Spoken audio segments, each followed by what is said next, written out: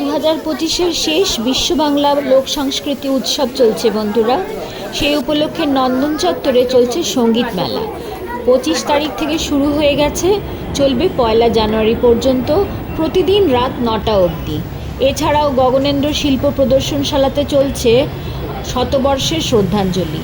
নচিকেতা ঘোষ, সলিল চৌধুরী আর গৌরী প্রসন্ন মজুমদার ফিল্ম। পার্কিংয়ের যানজট এড়াতে মেট্রোই বেস্ট।